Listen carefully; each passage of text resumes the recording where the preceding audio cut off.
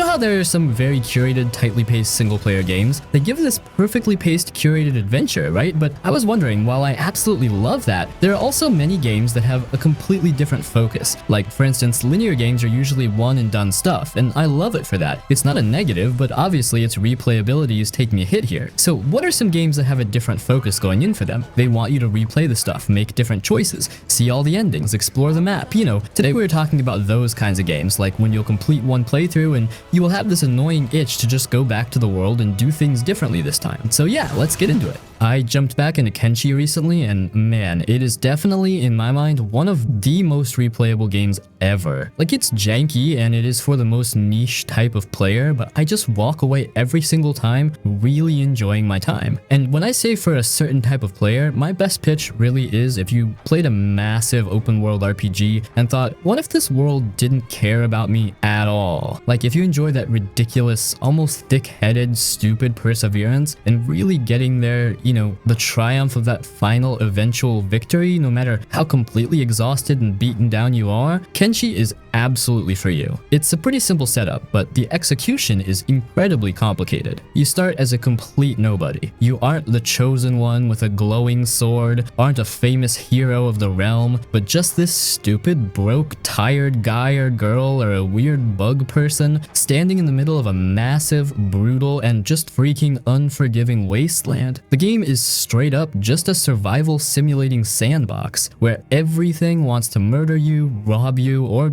eat you. On my very first run, I walked out of a dusty little hub town, got immediately beaten unconscious by a group of starving bandits over a piece of dried meat, and was left bleeding in the dirt. I didn't get a game over screen to save me, I just had to watch my guy lay there until a slave trader walked by, patched my wounds, slapped shackles on my legs, and dragged me to a stone mine to work for the rest of my miserable life.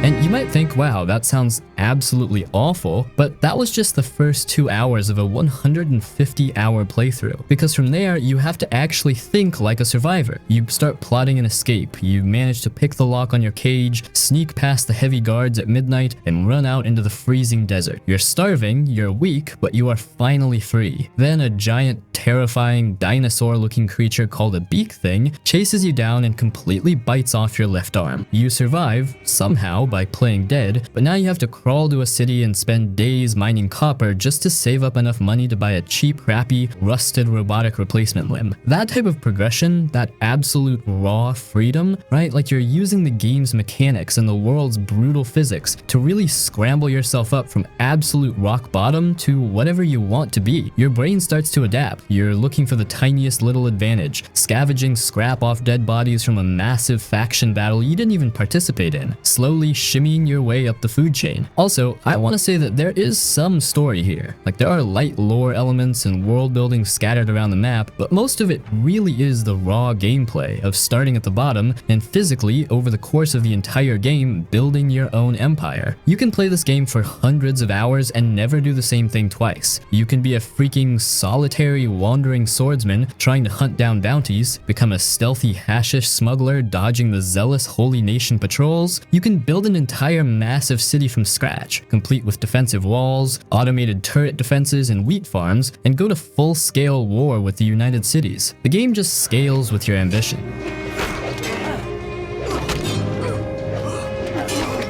And also, obviously, I will say that the game is difficult. I struggled for a significant portion of my early hours because it's kind of hard to get the hang of it. Sometimes it's not clear what you're supposed to be doing, and it can feel incredibly frustrating and sometimes tedious. You'll get your entire squad wiped out by cannibals and lose 15-20 minutes because you hadn't saved, and that can be pretty brutal. But it kind of comes with that whole survival thing, that persevering thing. Oh, and also, like, why not just also talk about the looks, like the vibe, looks to this game. So, yeah, obviously they're not going for photorealistic graphics. It looks pretty dated. The immersion definitely breaks if a physics glitch sends a ragdoll body flying into the stratosphere. So again, little things here and there, but I actually love the visual style. You get some really crazy sunsets, some incredible vistas in these weird alien deserts. So I just really didn't have much complaints in that department. And me personally, I think the art style should be the carrying factor of games these days.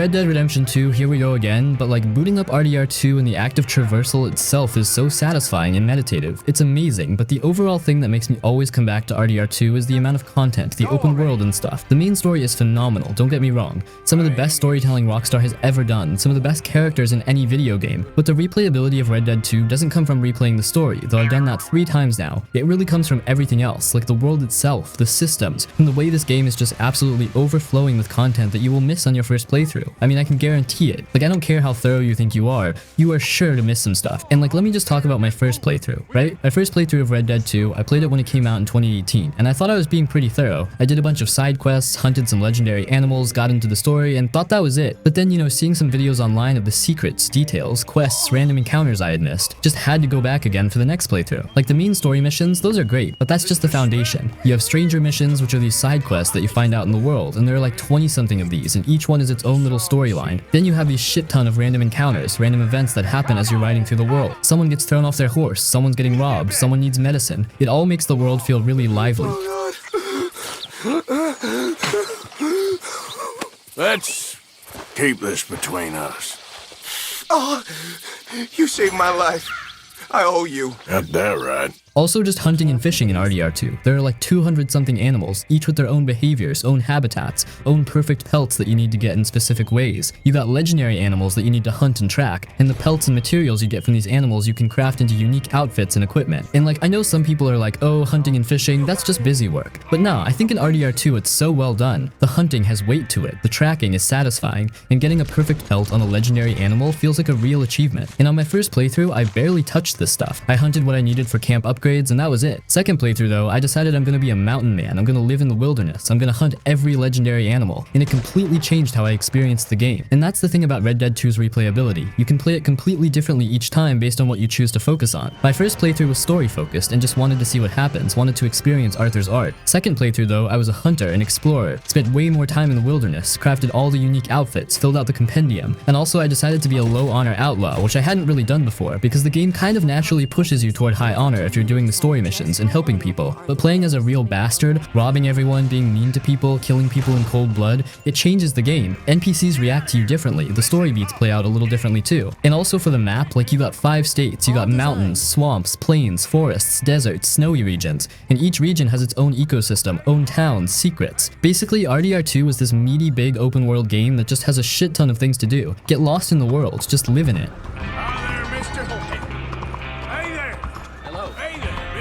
If I can reel him in. You got it. Oh, amazing.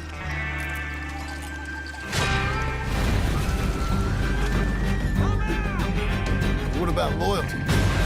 Loyal to what matters. Monster Hunter World. This one, it's a game that is designed from the ground up to be played over and over, and it never gets old. Because Monster Hunter World does something really special with its core gameplay loop that just hooks you in a way that very few games can. Honestly, this series is kind of its own thing. But specifically, Monster Hunter World is an action RPG where you hunt giant monsters in this living, breathing ecosystem. You're a hunter. You get assignments and quests to go out and hunt specific monsters, and when you kill or capture these monsters, you can carve materials from them and use those materials to craft better weapons and armor so you can hunt bigger, tougher monsters. And that's the loop, that's the game. Hunt monster, get materials, craft gear, hunt bigger monster. And on paper, that sounds simple, maybe even repetitive, but I think the way Capcom has designed this game, the way they've layered systems on top of systems, the way they've made every single hunt feel unique and challenging, it's just absolutely brilliant. And the replayability of Monster Hunter World doesn't come from like multiple story paths or different endings or anything like that. The story is honestly pretty basic. You're part of the 5th Fleet going to the New World to study Elder Dragons. There's some mystery about where they're migrating to,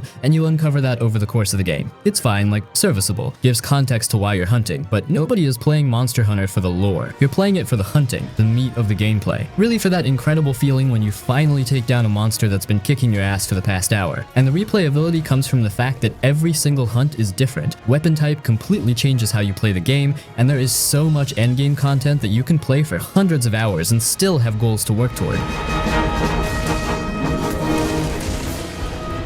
Also, the game has like, I think 14 different weapon types, like completely unique weapon types that each have their own movesets, got own combos and own playstyles, and also the learning curves. You got greatsword, dual blades, hammer, which is all about hitting the monster's head to KO them, and about the monsters, your praise, it has like 30 something large monsters, and then if you include the Iceborne expansion, which you should because Iceborne is basically a whole other game's worth of content, you're looking at like 60 plus large monsters, and each monster is unique. They have their own designs, their own movesets, their own behaviors, their habitats, weaknesses, and learning each monster is its own journey. The first time you fight a new monster, you're probably gonna get your ass kicked because you don't know their tells, you don't know their attack patterns, don't know when to dodge, when to attack or back off. But of course, then you fight them again, and you start to see the patterns. Almost like any hard game with boss patterns, but I think Monster's making it so much more spectacular. And this learning process is so rewarding because the monsters aren't just damage sponges with health bars. They're these living creatures with behaviors and AI that reacts to what you're doing. If you're being aggressive, some monsters will get more aggressive back. If you're staying at range, some monsters will charge you to close the gap. And like, I want to talk about the progression loop, because this is what makes Monster Hunter so addictive and replayable. Every hunt takes like 10-20 minutes depending on your skill level and your gear, and at the end of that hunt you get materials, and you take those materials back to base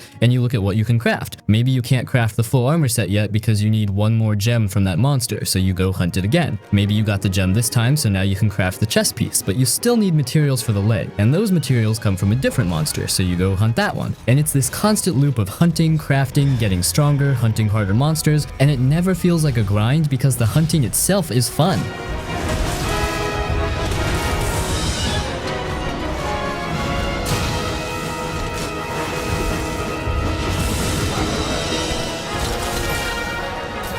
The sheer amount of content here is absolutely staggering. The game is specifically designed so that there is literally no way you can see all the content in one playthrough. It brilliantly translates the beloved tabletop rule set into a vast cinematic RPG where your choices actually really shape the fate of the Forgotten Realms. I mean, you're starting off in a pretty crazy setup already. Your character gets abducted by mind flayers and infected with a cerebral parasite. That little brain bug is both the narrative catalyst and a massive gameplay mechanic, granting mysterious powers while posing an existential threat to your entire party. From there, the level of player agency is just off the charts. Like, you can sink hours just into the character creator before you even start the game proper. We are talking some freaking deep depth here, like 11 races with 31 sub-races and 12 classes with 46 subclasses. Be a stalwart dwarven cleric or in Githyanki wizard. Like, whatever your fantasy desires, you got it. And it alters the actual flow of the game because your background selection heavily affects your dialogue options throughout the entire massive campaign. And also, if you played an RPG before and thought, man, I wish my choices actually mattered, this game is definitively for you. You can take an entirely different route in Act 1, and I swear at least half of it was stuff I didn't even know existed. You can literally choose to go through an entirely different biome, like braving the massive underground Underdark or taking the treacherous mountain pass. You can choose to be a nice, helpful, custom character, a slightly selfish person who just wants to cure their parasite, or a directly evil person who maliciously harms NPCs. Or you can play as the Dark Urge origin character, which completely changes the entire vibe and trajectory of the narrative. Your skull,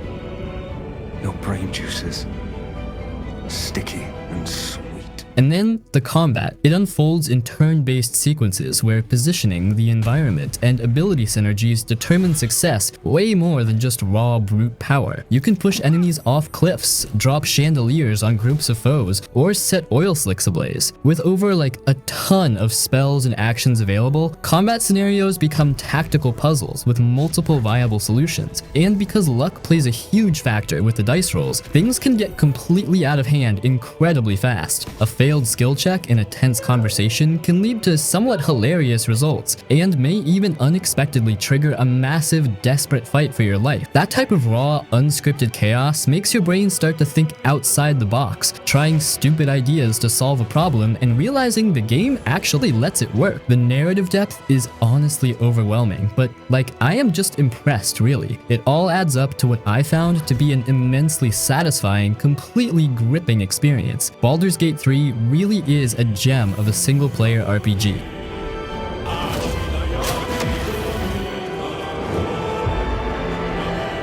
You're a pawn, a slave to forces you cannot comprehend.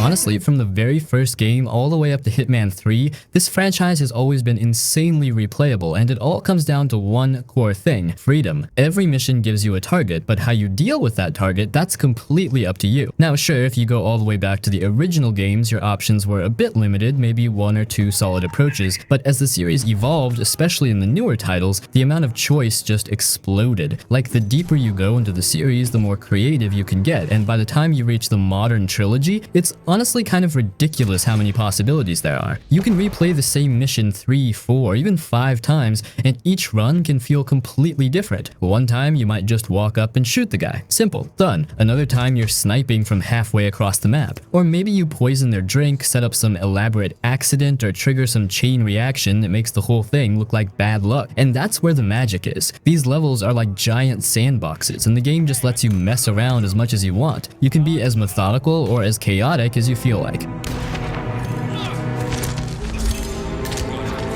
Honestly, when it comes to replayability in stealth games, I don't think anything really comes close. Like, yeah, you've got stuff like Splinter Cell where you can replay missions to improve your stealth or avoid being spotted, and Metal Gear Solid, especially Metal Gear Solid 5, gives you a ton of options too, but Hitman is just on another level. There's just a stupid amount of replay value here. Even some of the weaker entries in the series, like Absolution, which people don't always love, are still super replayable. I've gone back to that game multiple times just to experiment with different approaches and see what weird outcomes I could get, and it's always entertaining. And that's the thing, it's not just about replaying missions, it's about discovering all the crazy, creative, and sometimes downright hilarious ways you can take someone out. Some of the kills you can pull off are so unconventional, so weird, that you can't help but laugh at how absurd it gets. A huge part of the fun is figuring it out on your own too. Like, yeah, you could just look up guides or go for the most straightforward method, but that kind of misses the point. The real enjoyment comes from just messing around, experimenting, and seeing what happens. That try something dumb and see if it works energy, that's basically what makes Hitman so addictive. And yeah, there's also that roguelike style freelancer mode, which is actually pretty solid, but even without that, the core games alone already have more replayability than most entire franchises.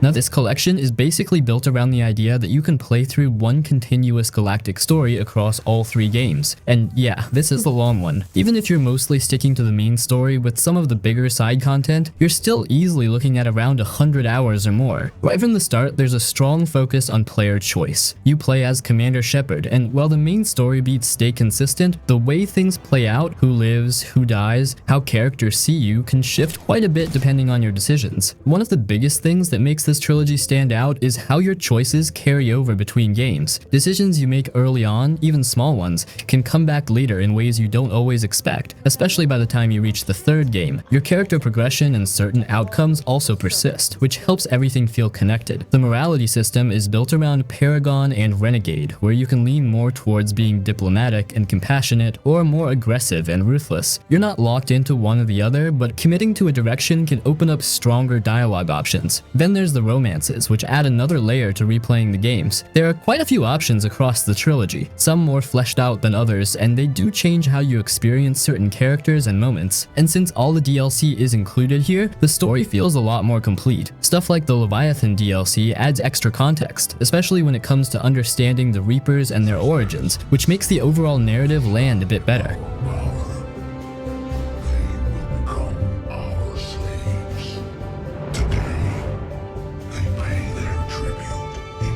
Now, good old Fallout. So Vegas is definitely a little janky, especially considering the older engine, and it is definitely for a type of player, but I just walk away every single time really enjoying my time. It is a massive RPG simulating a completely reactive wasteland. You start off with a pretty intense setup playing as a courier delivering a package, and you immediately get shot in the head and left for dead in a shallow grave over a poker chip. You don't start as a legendary vault dweller looking for their family, you're just some delivery person who survived a bullet to the brain, and from the second you wake up in Doc Mitchell's house, the level of player agency is just totally off the charts. The amount of content here is really fulfilling. You can play this game for hundreds of hours and never do the same thing twice. You have 4 main paths to take to determine the political fate of the Mojave Wasteland. You can side with the sprawling, bureaucratic New California Republic, throw in with the incredibly brutal Caesar's Legion, work for the eccentric billionaire Mr. House, or just say screw everybody and take over the Vegas Strip yourself with a smiling robot named Yes Man. And the game genuinely accommodates all of it. If you want to literally kill almost every single NPC you meet, the game lets you do it and still provides a path to the ending. And your brain really starts to adapt to the freedom. You are looking for the tiniest little advantages and leaning heavily into the RPG mechanics. You can build a charismatic smooth talker with a maxed out speech skill and literally talk your way out of the final boss fight. Or you can be a hulking brute who just solves every problem with a super sledge. The faction reputation system adds an insane layer of strategy. Wear the wrong armor in the wrong town and a faction will shoot you on sight. Help out an isolated group of boomers at an Air Force base and they might literally fly a bomber in to help you during the massive final battle at Hoover Dam.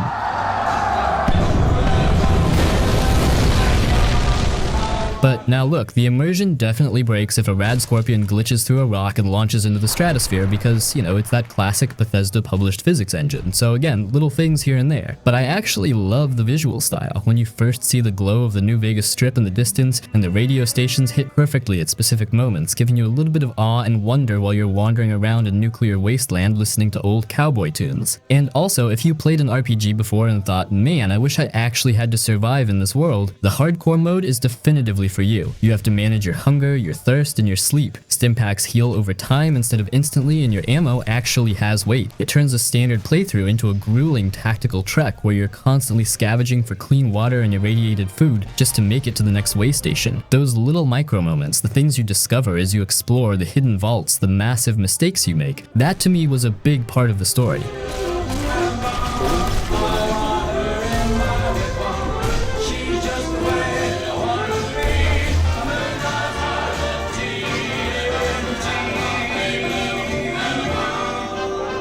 Dishonored. I keep coming back to this one game specifically, but some of you maybe haven't played this, or you played it once like years ago and you kind of just moved on, and I really need you to stick with me here because I genuinely think this is one of those games that does not get talked about enough in this specific conversation, the replayability conversation. Because when people talk about Dishonored, they talk about the story or the world or the powers, and yeah, all of that is great, but like the real magic, the thing that makes this game genuinely special is that it is structurally from the ground up designed to be played over and over again, and most games just are not built like that. So Dishonored came out in 2012, and when it dropped, I remember people kind of reacting to it like, oh, this is cool, this is a stealth game, this is fun, and then kind of moving on. And it did well, it was well received, but I don't think people fully clocked what they were holding in their hands at the time, because what Arcane made here is what people in the game space call an immersive sim, and that term gets thrown around a lot, but like Dishonored might be the clearest, purest, most accessible example of what an immersive sim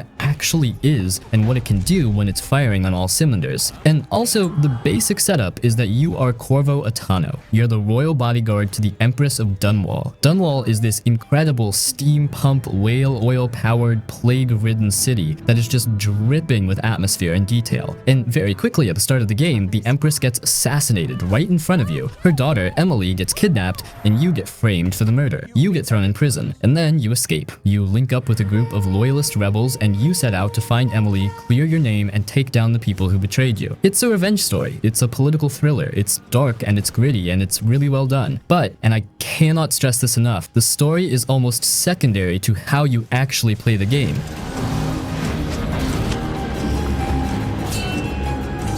From the very first mission, the game hands you a toolbox, and that toolbox is enormous. You've got Blink, which is essentially a short-range teleport. You can possess animals and humans, you can stop time, you can summon a swarm of rats, you can see through walls, you can link enemies together so that when one dies, they all die. There is so much stuff here, and every single one of these abilities can be upgraded, and they interact with each other in ways that the game sometimes doesn't even fully tell you about. You just discover them, you stumble into them, and that right there is already already like, okay, this is a game you can play multiple times just from a pure mechanics standpoint. So like, let me try to bring this all together because I feel like I've been kind of going all over the place here and I want to land this properly. What makes Dishonored one of the greats in replayable games is not any one thing, not like only powers or everything but the chaos system, the level design. It is the combination of all of those things working together, feeding into each other in a way that makes every single playthrough genuinely feel like a different game. A low chaos ghost run through Dishonored is a tense, methodical, almost zen experience where you feel like the world's most competent invisible predator. A high chaos, full power, loud and messy run is like you feel like a supernatural force of nature tearing through this city and watching it crumble behind you. And emotionally, those two things hit completely differently.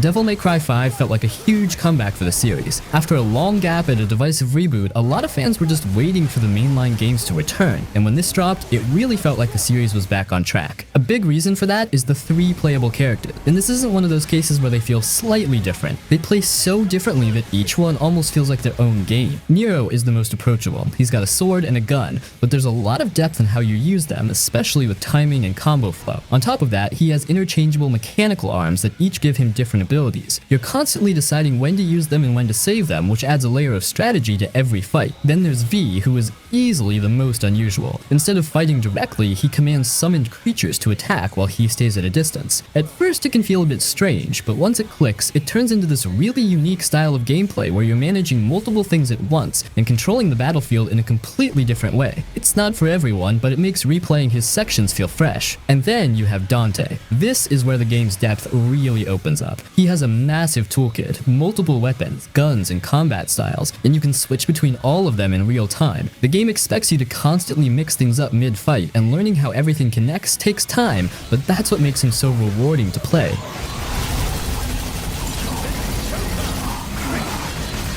All of this ties into the style ranking system, which is a huge part of the game's replayability. Every fight is graded, and if you want high ranks, you can't just play well, you have to play creatively. Repeating the same moves actually hurts your score, so the game is always pushing you to experiment and improve. Once you get into that mindset, every mission starts to feel like a performance rather than just a fight. The difficulty modes also play a big role. As you move up, enemies become more aggressive and encounters change in ways that force you to adapt. It's not just harder, it actually feels different, which gives you a real reason to come back and try again with better skills and understanding.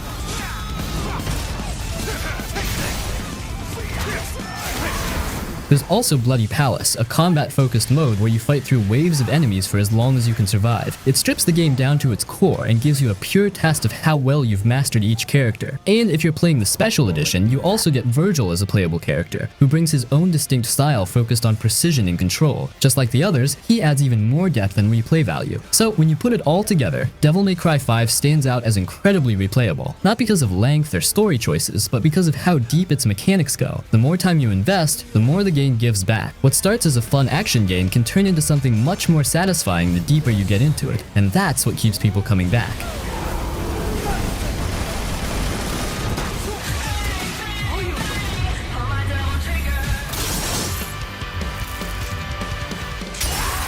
Metal Gear Solid 5. I'll be honest, I have a really complicated relationship with this game, because on one hand, it's one of the most ambitious and mechanically rich games I've ever played, and on the other, it's clearly unfinished. That tension has stuck with me for years, but despite that, I keep coming back to it, more than almost any other game I own. And the reason is simple. The gameplay loop is so deep and so flexible that it never really gets old. At its core, The Phantom Pain is an open-world stealth game set across large, sandbox environments filled with enemy outposts, patrols, and objectives. And the key thing is this: the game almost never tells you how to complete a mission. It gives you a goal and lets you figure it out. You can approach any objective in dozens of different ways. Go in silently and never be seen. Create distractions and slip through unnoticed. Attack head-on. Intercept targets before they even reach their destination. Change your approach based on time of day or weather. Every mission becomes less about completion and more about choice. And that's where the replayability really comes from. You're not just asking, can I do this? You're asking, how do I want to do this time? Then there's the Mother Base, which adds a whole layer on top of the gameplay. You're constantly extracting soldiers and resources from missions to build and expand your base. The better your staff, the better gear you unlock, and that feeds right back into the missions, giving you new tools and new strategies to experiment with. Loadout customization is another huge part of it. You're not just picking weapons, you're modifying them, adjusting how they function, and tailoring them to your playstyle. Stealth setups, aggressive builds, hybrid approaches, all of them feel distinct, and going back to old missions with new gear genuinely changes how they play. The buddy system adds even more variety. Each companion changes how a mission feels, whether it's scouting enemies, providing support, or just helping you move around more efficiently. Even choosing to go in alone creates a completely different kind of challenge. On top of that, the game ranks your performance. If you want the best results, you need to play clean, efficient, and smart. That pushes you to replay missions, refine your approach, and aim for better execution each time. There's also a huge amount of side content, all built on the same systems as the main missions, so it never really feels like filler. Everything feeds back into your progression, keeping the loop engaging. And yes, the unfinished second chapter is a real issue. The story doesn't fully land, and you can feel where things were cut. But what's interesting is that the core gameplay doesn't suffer because of it. The systems are complete, the depth is there, the replayability is still intact. And that's why this game sticks. It gives you tools, systems, and freedom, then lets you experiment. The world even adapts to how you play, forcing you to change tactics over time. I've gone back to this game again and again, trying new approaches, new strategies, new loadouts, and every time it still feels fresh. That's what makes it so replayable. Not just the amount of content, but the depth of the systems and the freedom to approach them however you want.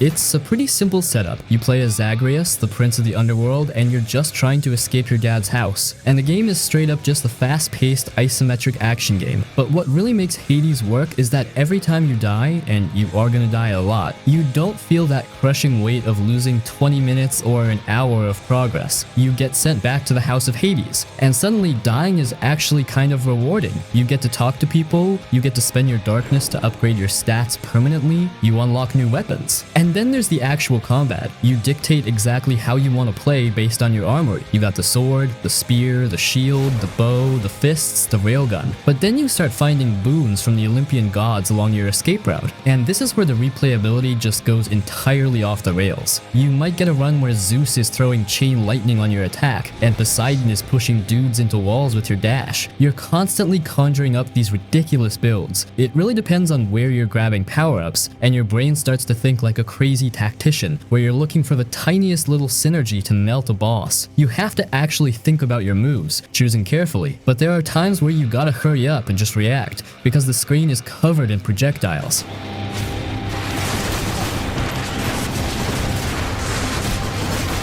The story overall is actually massive, but it's doled out in these little micro moments. There are thousands and thousands of lines of dialogue. You'll walk into a boss fight with a specific god's boon, and the boss will literally comment on it. The game has all that stuff, and it does a great job with that as well, as having some really nice music that hits perfectly at specific moments, giving you that hype when you're fighting your way out of Tartarus. The quiet writing, the small stuff you find along the way, just does a really good job setting you up to take something away from it. Every single character reacts to what you're doing, who you're talking to, and what weapons you're holding. And I will say that the game is difficult. I struggled for a significant portion of the early game because it's kind of hard to get the hang of it. Sometimes you get a bad combination of boons, and it can feel incredibly frustrating. But there is something about that continued, ridiculous, almost thick-headed, stupid perseverance, and really getting there, you know? The triumphs of that final, eventual victory. But when you finally beat the final boss and break out, the game essentially just starts. There are multiple modes basically when you unlock the Pact of Punishment. You can add heat, making enemies faster, giving bosses completely new moves, putting a time limit on yourself. So the stuff isn't just for a quick challenge, it's for actually keeping the game fresh for hundreds of hours. I felt like I had mastered the game, and then it just handed me a whole new layer of tactical mechanics to really learn the ins and outs.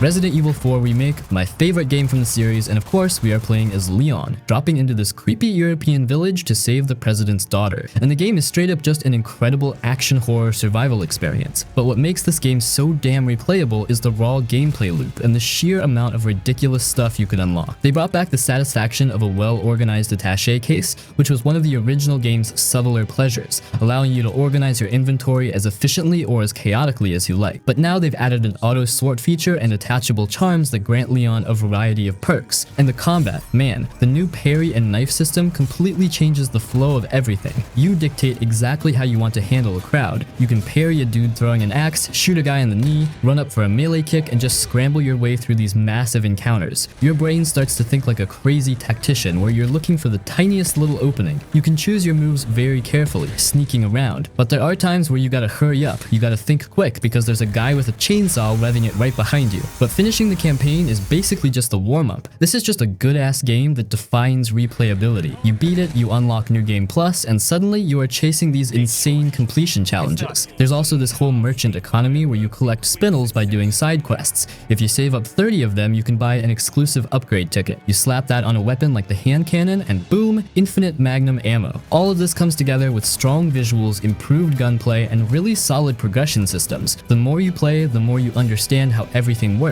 and the more you start experimenting, optimizing, and pushing the game further. Not bad, right?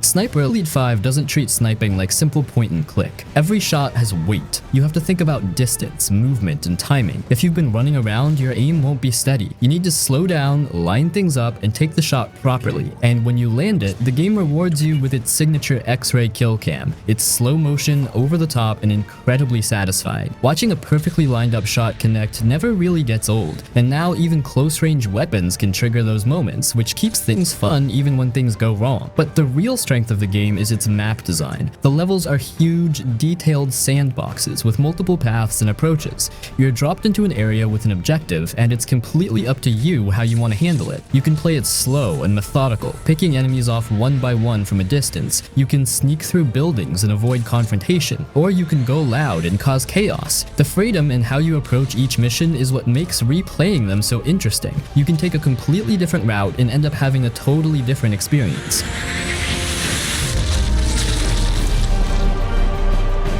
The game also keeps things fresh with weapon customization. You're constantly finding ways to improve and tweak your loadout, adjusting your weapons to fit your playstyle. And since you can adapt mid-mission, you're never locked into one approach. If things fall apart, you can switch things up and keep going. But what really pushes the replayability to another level is Axis Invasion mode. At any moment, another player can enter your game as an enemy sniper. Suddenly, everything changes. What was a predictable stealth mission becomes a tense game of cat and mouse. You're no longer just dealing with AI. There's a real person tracking you, reacting to your actions, and trying to outplay you. It forces you to stay alert, rethink your strategy, and adapt constantly. Even if you know the map inside out, that human element makes every run feel different. And that's what makes Sniper Elite 5 so replayable. It gives you a massive sandbox, a flexible toolkit, and just enough unpredictability to keep every mission feeling fresh.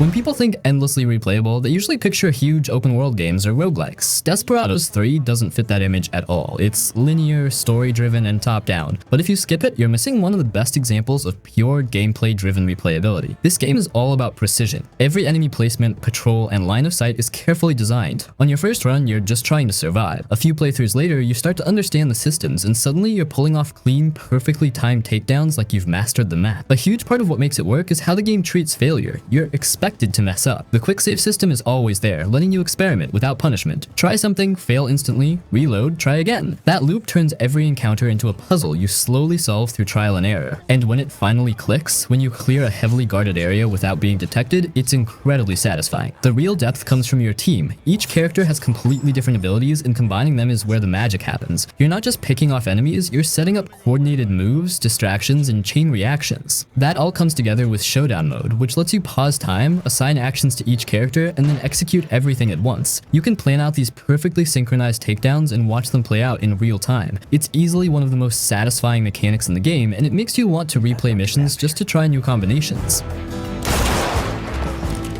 The environments also play a huge role. Each level is packed with different paths, hiding spots, and interactive elements you can use to your advantage. Instead of brute force, the game rewards creativity, finding smarter, quieter, and more efficient ways to deal with situations. Replayability really kicks in with the challenge system. Each mission has optional objectives that push you to play in completely different ways, faster, cleaner, or with heavy restrictions. You can't do everything in one run, so you're encouraged to go back and approach the same level from a totally new angle. There are also extra challenge modes that remix missions and force you to rely on different strategies, keeping things fresh even after you've learned the maps. And that's what makes Desperados 3 so special. It doesn't rely on randomness or endless content, it's all about depth, design, and player creativity. You start out struggling through each encounter, and by the time you've really learned the game, you're executing perfect plans like a tactical mastermind. And once you reach that point, it's hard not to go back and do it all over again, just a little bit better.